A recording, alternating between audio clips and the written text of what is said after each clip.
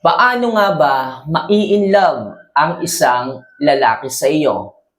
So mga kamamay, sa video po natin ito, pag-usapan natin yung mga bagay na maaari nyo pong gawin, maaari nyo pong i-apply, maaari nyo pong ipakita sa isang lalaki upang ma-inlove siya sa inyo. Yes, mga kamamay, mga girls, pakinggan nyo po ng mabuti ang bawat isa sa mga tips na aking ibibigay at ipaliliwanag sa inyo. Sigurado ako na lubos tong makakatulong upang lalo o ma-inlove sa inyo ang isang lalaki. Pero bago natin yun pag-usapan mga kamamay, isa lang palagi ang aking hinihiling. If ever na nakakatulong, if ever na naaasahan nyo yung mga love advice na aking i-share sa inyo sa araw-araw, huwag nyo naman po sanang kalimutan na mag-like o mag-subscribe at mag-comment na rin po sa bawat video na aking ini-upload. Alright? Kung nagawa niyo na po yan, maraming salamat sa inyo sa palaging panonood at simulan na po kaagad natin ang ating topic ngayong umaga na maulan sa araw na ito. So ano nga ba yung mga bagay na maaari niyo pong gawin, i-apply pagdating sa isang lalaki upang ma-inlove po ito sa inyo?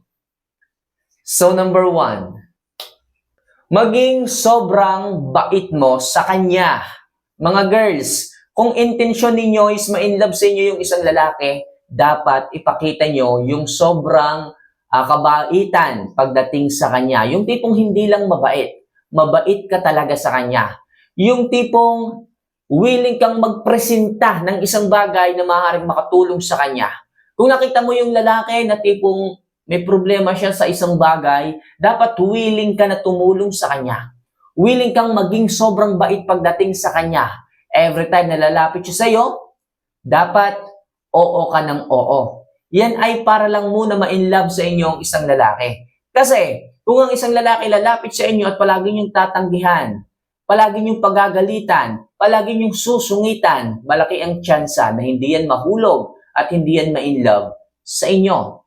Pero kung ang isang lalaki, sa mga panahon na lumalapit sa inyo at naaasahan nila kayo, maging mabait kayo, sigurado ako mga kamamay, ang isang lalaki ay magkakaroon ng isang click sa kanyang utak na, bakit ang bait ng babae na to? Iba tong babae na to kaysa sa ibang tao, kaysa sa ibang babae. Kung kaya't magkakaroon ng espesyal na pakiramdam, espesyal na trato sa iyo dahil sa sobrang bait mo ang isang lalaki. Kaya mga kamamay, huwag lang maging mabait, maging sobrang bait ka dapat pagdating sa lalaki. Alright? So next, ipagluto mo siya ng isang masarap na pagkain. Sabihin natin na gusto mo lang yung isang lalaki, gulatin mo siya. Ipagluto mo siya ng isang masarap na pang-ulam, putahe, gulatin mo siya. O kaya naman, halimbawa, nasa trabaho kayo, sabihin mo, kaibigan, tropa, tikman mo naman tong luto ko kasi napadami kasi ang luto ko kanina wala namang mga ngain sa bahay, share na lang to. Okay, sa ganung paraan, makakaramdam ang isang lalaki na bakit ganyan ka sa akin? Bakit ganyan ang turing ang trato mo sa akin? Makakaramdam ka agad ng isang lalaki. Hindi naman manhid ang isang lalaki. Hindi sila manhid para maramdaman yung mga effort, yung mga bagay na ginagawa mo para sa kanila. Isang paraan yan para ma-inlove sa inyo ang isang lalaki. Kesyo, asawa mo yan, kesyo, jowa mo yan, o kesyo, gusto mo lang siya. Pagluto mo siya ng isang masarap na pagkain. Kung ang isang lalaki naman, ang asawa mo, uuwi, galing trabaho at pagod na pagod, mas maganda kung meron siyang madadatnan na isang masarap at paborito niyang pang-ulam pagkain na maaaring makapagpa-inlove sa kanya. Mananatili ang pag-ibig, mananatili ang pagmamahal ng isang lalaki sa inyo. Sabi nga nila, kung gusto mong mahalin ka ng isang lalaki, dapat binubusog mo siya.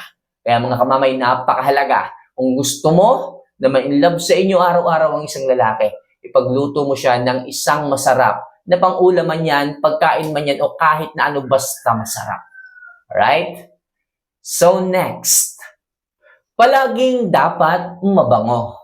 Yes, mga kamamay, napakalaki pong impact nito pagdating sa isang lalaki.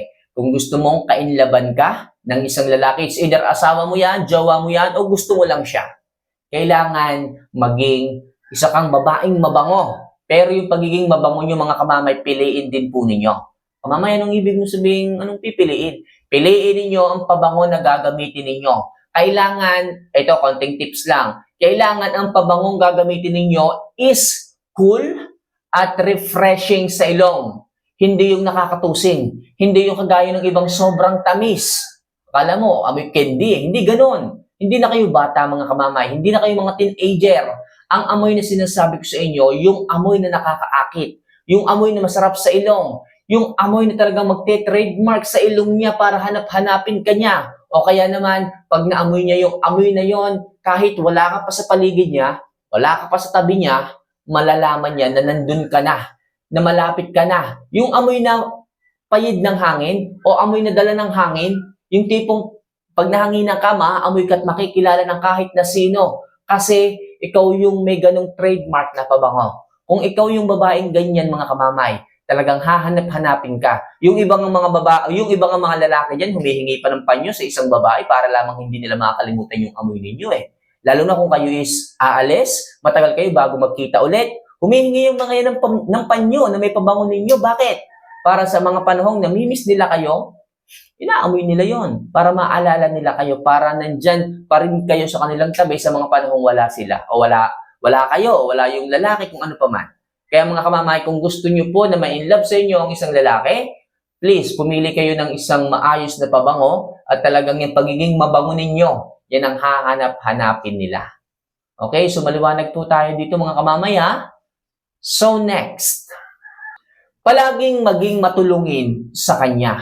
Oo, mga kamamay, yung pagiging matulungin po ninyo na laging bukas ang inyong mga kamay para tulungan siya, isa rin po yung pagpapakita, okay, ng pag-ibig na interesado kayo sa kanya. Yung tipong sa mga panahon na nagkakaproblema siya, nandiyan ka palagi. Sa mga panahon na talagang gulong-gulo ang kanyang utak, ang kanyang isipan, nandiyan ka palagi at maaasahan. Nagiging matulungin ka sa kanya. Hindi pa man kayo ganun magkakilala, pero nandiyan ka na at nasasandalan niya. Sa ganyang paraan, mga kamamay, magiging espesyal ang tingin. Magiging espesyal din ang trato sa inyo ng isang lalaki at kalaunan, madidevelop ang kanyang nararamdaman sa iyo.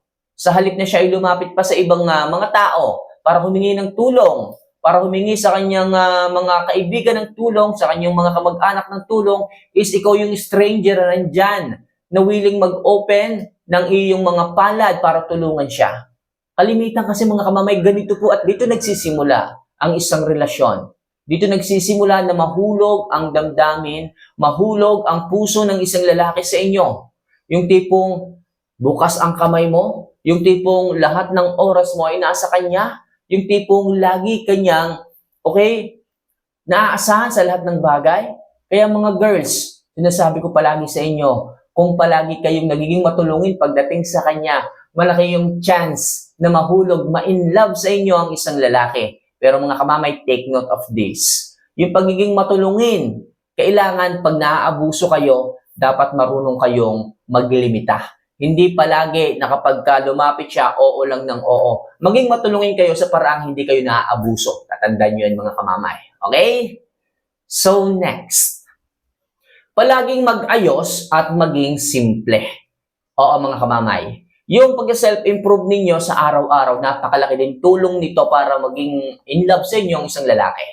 Yung pag-aayos ninyo, kahit simple lang, magpulbo, magsuklay, maglagay ng lip gloss o lip tint, okay na po yan. Kasi ang totoong ganda ng isang babae sa makikita ninyo sa simpleng pag-aayos. At ang kapangitan naman ng isang babae ay makikita nyo rin sa pag-aayos. Kasi mas binibigyan niya ng effort ang pag-aayos sa kanyang sarili kung hindi ganun kaganda at presentable ang kanyang itsura. Pero kung simple ka lang, makikita ng isang lalaki na hindi ka ganun ka-high maintenance pagdating sa iyong sarili. Kaya lagi kong sinasabi, mga kamamay, mas maganda pa rin ang simple. Hindi ka hirap na hirap sa pag-aayos. Hindi ka masyadong gumagastos sa kolorete na ilalagay mo sa iyong mukha. At the same time, mas gusto pa ng isang lalaki yung simple ka. Simple ka sapagkat nakikita niyo talaga yung natural mong ganda. Kaya mga kamamay, maging simple lang at mag-ayos ng tama lang. Alright? And last, bigyan mo ng oras na makinig sa kanyang mga problema. Yes, mga kamamay, sabihin natin na yung lalaki may problema at gusto niya ng someone na makikinig sa kanya. Dapat willing ka. Dapat willing ka na makinig sa kanya kahit na tipong alam mo na wala kang maitutulong sa kanya. Yung tipong ang makakatulong lang sa kanya is yung kanyang sarili, dapat willing ka pa rin na makinig sa kanya. Kung hindi siya makamove on sa kanyang ex dahil sa sobrang minahal niya ito, dapat willing kang makinig sa kanya. Okay? Willing kang tulungan siya na makamove on at sigurado ako napakalaki ng tsansa na mahulog sa iyo ang isang lalaki kapag nakita niya, naramdaman niya na nandiyan ka palagi para sa kanya. Na willing kang makinig sa kanyang mga hinaing, na willing kang makinig sa kanyang mga problema, malaki yung chance na mahulog yan sa iyo sapagkat sa mga panahon na hirap siya, sa mga panahon na ang dami niyang problema, nandiyan ka at hindi mo siya iniwan. Sa ganyang paraan na marunong kang makinig sa kanyang mga problema, malaki yung chance na mahulog yan sa iyo. So, ilan lang yung mga kamamay sa mga bagay na maaari niyo pong gawin upang ma-inlove sa inyo ang isang lalaki. So, for more videos and love advice na kagaya nito, huwag niyo sanang kalimutan na mag-subscribe, mag-like, at mag-comment na rin sa ibaba ng video na to para sa mas marami pang advice na maaari kong i-share sa inyo. Muli, mahal ko po kayo. See you for our next vlog. Paalam.